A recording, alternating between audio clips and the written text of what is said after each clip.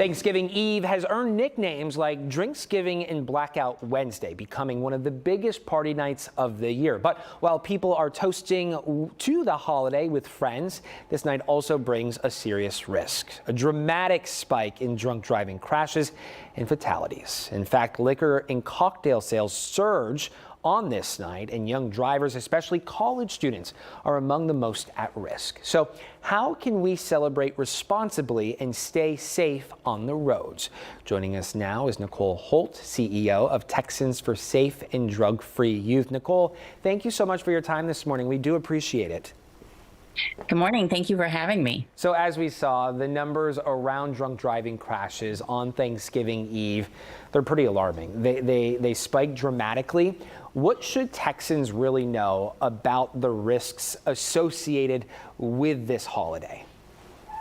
Well, a lot of times what happens is that people don't have a plan. Yeah. They also underestimate how much they are consuming, and then they get behind the wheel. And for young people, it's particularly risky, partially because we can all remember being younger and taking more risks when we were younger. That has a lot to do with our brain development.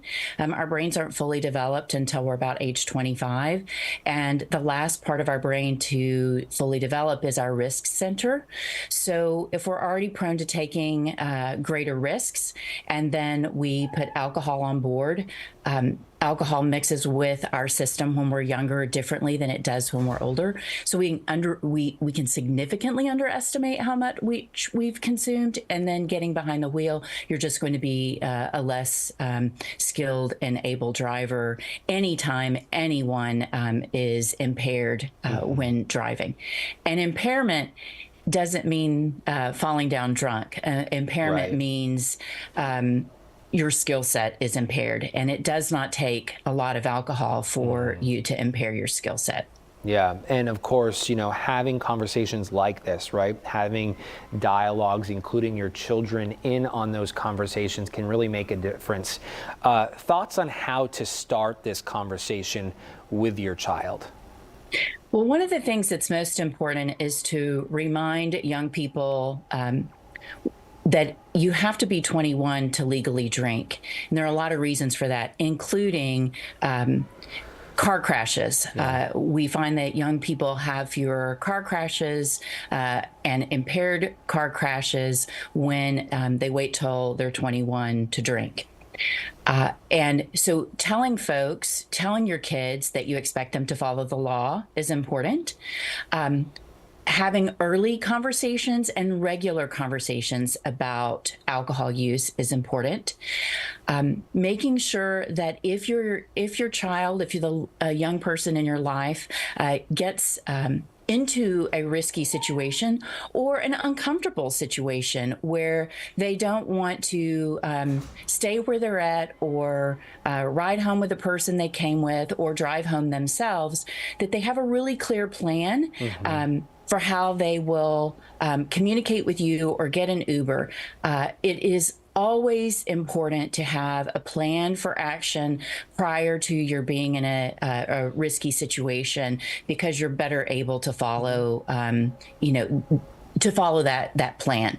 If you're trying to plan while you've already been drinking, or you're already in a stressful situation, it makes it harder for you to make a good decision. So talking early and often, being clear that you don't want to, that your expectation is that they will wait until they're the legal drinking age to drink, and to have a plan if they do get into a risky situation is important for your loved one, your child, to get home safely.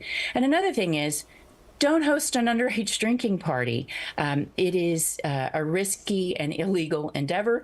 And make sure when you're having your own parties that you keep good control of your alcohol, and that you model the behavior that you want your children to follow. So if you don't want them to drink and drive, then you should have a non-drinker driving yourself.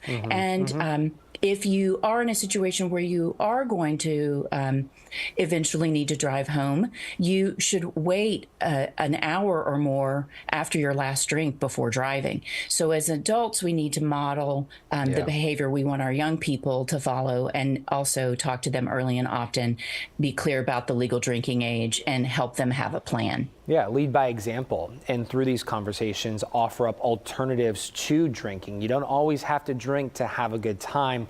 Unfortunately, Nicole, we are out of time, but this has been an excellent conversation, a great conversation full of great information. Thank you so much for joining us this morning. We appreciate it. Thank you, and I hope everyone has a wonderful, safe holiday. Happy Thanksgiving to you as well.